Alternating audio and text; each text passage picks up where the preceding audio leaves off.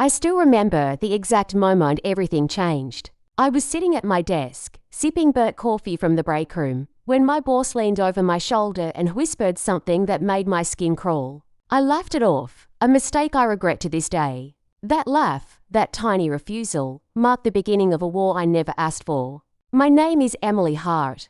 I'm 29 years old, and back then, I thought I had finally made it. After years of underpaid jobs and toxic workplaces, I landed a position as a marketing analyst at Verexon, a sleek tech company in the heart of the city. Open floor plans, kombucha on tap, yoga Wednesdays.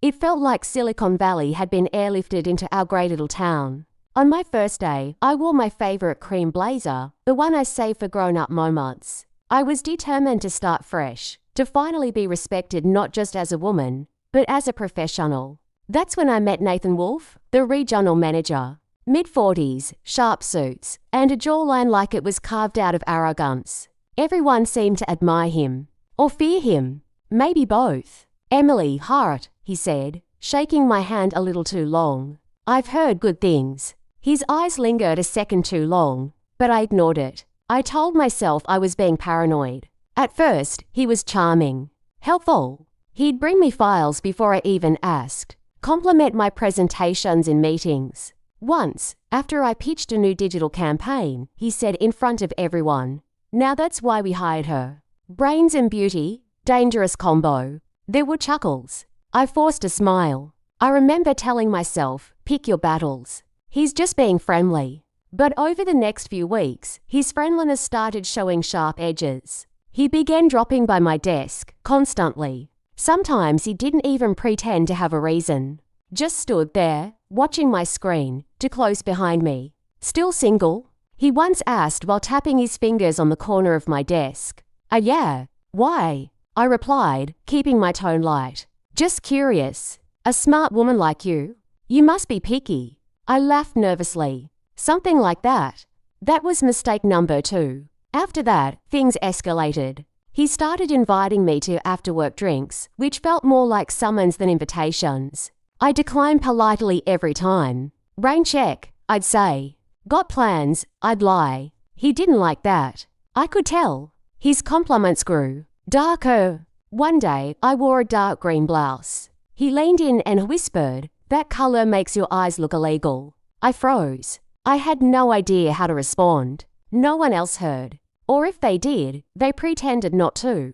That night, I cried in the shower, not because of what he said, but because of what I didn't say. I didn't stand up for myself. I didn't call him out. I felt small, but that was just the beginning. 2 weeks later, I gave a presentation to the executive team. I spent nights perfecting it. Charts, forecasts, projections. It was bulletproof. After the meeting, while everyone was filing out, Nathan stayed behind. He approached me with that familiar smile. "Too perfect, too white, to fake." "You were impressive," he said slowly. "I like seeing you take charge. It's Hart." I stepped back instinctively. "Nathan, that's not appropriate." He tilted his head. "Is it not? Or are you just playing hard to get?" I looked him in the eye and said clearly, "I'm not interested. And I'd appreciate it if we kept things strictly professional." "There." I said it. The words felt sharp and cold. They hung in the air between us like a guillotine. He didn't get angry. He smiled, but this time, it was different. It wasn't flirtation. It was a threat. The next morning, everything felt off. My computer login didn't work. It said someone had reset my credentials. Accidentally, they claimed. I had to sit for nearly 2 hours waiting while they fixed it. My first task of the day was already behind schedule. When I finally logged in, I noticed that Nathan had removed me from the weekly campaign briefing calendar. I double-checked. My name had been there last week. Now gone, just gone. I messaged him politely. "Hi Nathan, I noticed I'm not on the campaign brief list anymore. Was that an error?" No reply. I waited. An hour later, he responded with a single line. "We've decided to move in another direction." No greeting. No explanation. At first, it was small things. I stopped being invited to creative meetings I had previously led. He started reassigning my reports to other teammates. He'd forget to CC me on important updates. Even the team dynamic started to shift. I could feel the distance. Co-workers I used to laugh with at lunch now looked nervous around me. I overheard whispers that I had done something to upset Nathan, that maybe I was too ambitious. One afternoon, I went into the break room and everything fell silent. I stood there, holding my mug, pretending I hadn't heard my name a moment before. I felt like a ghost in my own workplace. During our one-on-one meetings, which were now mandatory, Nathan's tone had changed entirely. Gone was the flirty confidence. He was clinical, cold. Everything I did was under review. He began using phrases like, "You seem distracted lately. Some of the team is concerned about your attitude. Are you sure this role isn't too much for you?" I started questioning myself. Was I slipping? Was I being too sensitive? But deep down, I knew the truth. He was punishing me for saying no. The office, once a bright place of growth, had turned into a mental labyrinth. One wrong step, and I'd be out. And worse, he was making sure that if I left, people would think it was my fault. One Friday afternoon, I walked into the our office. Lindsay, the rep, offered me a calm smile. I hesitated before sitting down. I need to talk to you about Nathan Wolfe. Her smile faded almost immediately. She lowered her voice. "Emily, if this is about anything sensitive, I'm going to need you to be very specific." I explained what had happened, the compliments, the whispered comments, the retaliation.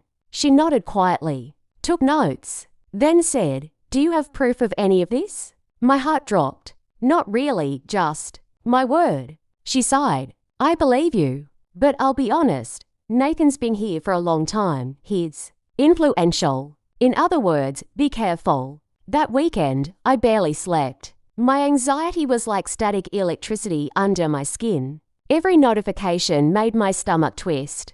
On Monday, I came in early to prepare for a team meeting. But when I opened the conference room door, I stopped in my tracks.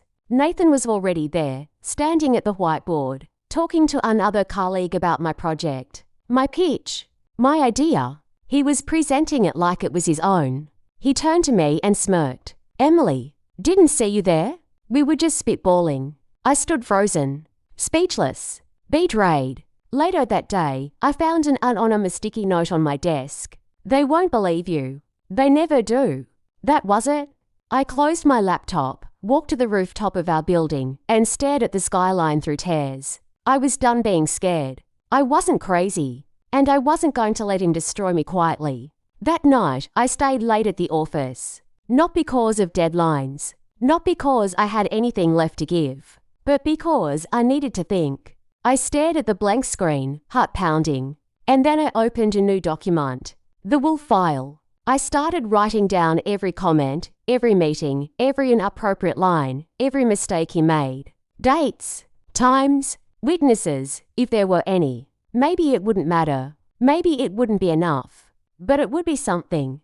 And for the first time in weeks, I felt steady. I ordered a small voice recorder online, discreet, USB-sized. Started wearing it during one-on-ones with Nathan. At first, it was all subtle jabs. "If you're not careful, you'll get a reputation, Emily. Don't make this harder than it needs to be. You're smart, but smart girls don't always win." But then, one morning, he said something that made my blood run cold. He leaned in after a team huddle and whispered, "You think someone like you makes it without playing the game? You'll learn, or you'll leave." Click. Recorded. My fingers were shaking, but I smiled, just like he wanted me to. I thought I was alone, truly, until one afternoon, in the elevator, a woman from finance, Vanessa, slipped in just as the doors were closing. When we were alone, she turned to me and said softly, "You're not crazy. I've seen it too. He did the same thing to my friend. She quit last year. No one listened." I stared at her. She gave me a look that said, "I see you. I believe you." That 30-second ride changed everything. Later that week, she sent me a file, a spreadsheet, time-stamped, anonymized, tracking Wolfe's interactions with at least 4 other women over the past 2 years. All of them had left the company. None had gone to HR. I knew going to HR again wouldn't be enough. Not yet. I needed more. I needed visibility, accountability. So I reached out to a labour rights attorney who specialised in workplace harassment. We met at a quiet coffee shop. I slid the USB recorder across the table. He listened to a few minutes, then nodded slowly. You have a case. And if the company tries to bury it, we take it public. My heart was racing. I wasn't sure if it was fear or hope. I arranged one final meeting with Nathan. Private. Just the two of us. I acted nervous, hesitant, like I was ready to fold. He took the bait. I'm glad you're coming around, he said, touching my hand lightly. I'm not, I replied. I just needed you to say it clearly. For the record. He frowned. What? I reached into my bag, pulled out the recorder. Red light blinking. His face dropped, dead, pale, silent. I stood up, looked him straight in the eye, and said, You don't own me. And starting today, you don't control me either. I walked out. To be continued.